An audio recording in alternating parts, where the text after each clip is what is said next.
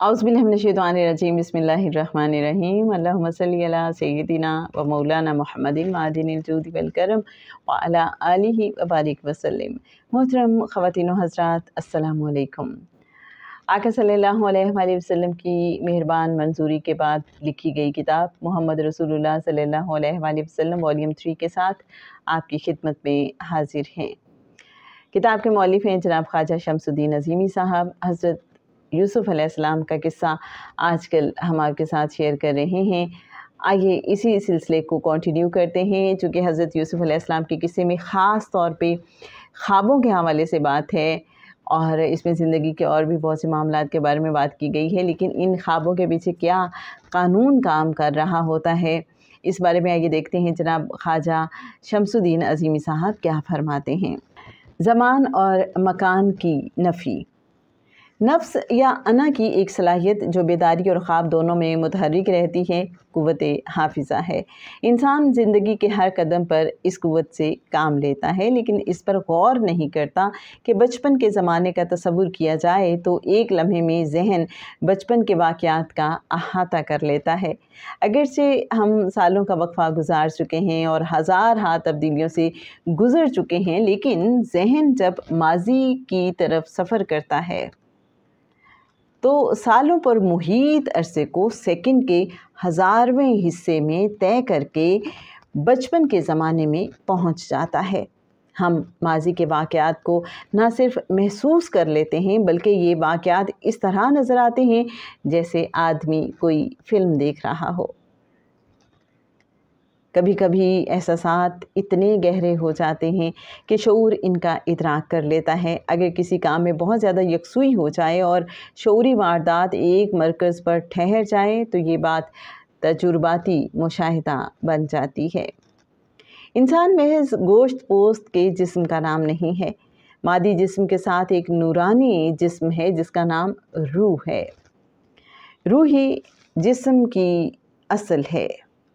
इंसान की रूह जिस्म के बग़ैर हरकत करती है, लेकिन मादी जिस्म रूह के बग़ैर हरकत नहीं करता।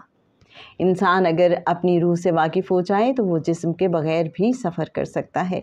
जैसे ही शऊरी हवास पर सकूत तारी होता है, बेदारी के हवास पर ख़्वाब के हवास का गिलाफ़ चढ़ जाता है। इस हालत में आदमी अपने इरादे से उन तमाम क़ुव्वतों और सलाहियतों को इस्तेमाल कर सकता है जो ख़्वाब में काम करती हैं। माज़ी, मुस्तक़बिल, दूरी, नज़दीकी बेमायनी हो जाती है। आदमी ख़ाकी जिस्म की तमाम क़यूद से आज़ाद होकर सफ़र करता है। रूहानी सलाहियत तरक्की करके एक ऐसे मकाम तक पहुंच जाती है जहां ख़्वाब और बेदारी के हवास पैरेलल हो जाते हैं और इंसानी शऊर जिस तरह बेदारी के मामलात से वाकिफ़ है, उसी तरह ख़्वाब की कैफ़ियत व हरकत से भी मुत्तले रहता है। ख़्वाब की ताबीर का इल्म। अल्लाह ताला ने हज़रत यूसुफ़ अलैहिस्सलाम को ख़्वाब की ताबीर का इल्म अता किया था, यानी उन्हें लाशऊरी हवास का पूरा इल्म था। लाशऊरी हवास के उलूम इंसान को टाइम स्पेस की हदबंदियों से आज़ाद कर देते हैं और ख़्वाब के उलूम जानने वाले पर गैब की दुनिया रोशन हो जाती है। कुरान हकीम ने हज़रत यूसुफ़ अलैहिस्सलाम के किस्से को बयान करके हमारी तवज्जो इस तरफ मबज़ूल कराई है कि ख़्वाब सिर्फ़ ख़यालात नहीं हैं। इंसान की निस्फ़ ज़िंदगी ख़्वाब है और निस्फ़ ज़िंदगी बेदारी है। कानून ये है कि बेदारी में जिन बातों या जिन ख़यालात पर हमारी तवज्जो मबज़ूल रहती है, वो बातें हम समझ लेते हैं और वो हमें याद रहती हैं। इसी तरह अगर हम ख़्वाब में देखे हुए वाक़यात में अपनी तवज्जो कायम कर लें तो ख़्वाब याद रहते हैं और हम उनके अंदर मायने पहना लेते हैं। बेदारी हमारी शऊरी ज़िंदगी और ख़्वाब हमारी लाशऊरी ज़िंदगी है।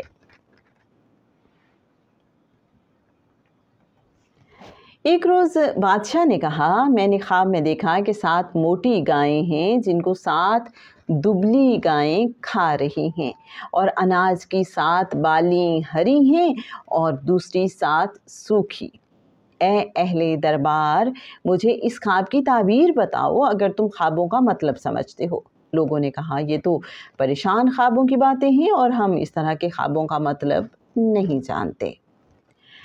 ان 2 قیدیوں میں سے جو شخص بچ گیا تھا اور اسے ایک مدت دراز کے بعد اب بات یاد آئی، اس نے کہا میں آپ حضرات کو اس کی تعویل بتاتا ہوں، مجھے ذرا قید خانے میں یوسف کے پاس بھیج دیجیے۔ اس نے جا کر کہا، یوسف اے سراپا راستی، مجھے اس خواب کا مطلب بتا کہ 7 موٹی گائیں ہیں جن کو 7 دبلی گائیں کھا رہی ہیں، اور اناج کی 7 بالیں ہری ہیں اور 7 سوکھی۔ شاید کہ میں ان لوگوں کے پاس واپس جاؤں اور شاید کہ وہ جان لیں۔ یوسف نے کہا، 7 برس تک لگاتار تم لوگ کھیتی باڑی کرتے رہو گے۔ اس دوران میں جو فصلیں تم کاٹو ان میں سے بس تھوڑا سا حصہ جو تمہاری خوراک کے کام آئے نکالو اور باقی کو اس کی بالیوں ہی میں رہنے دو۔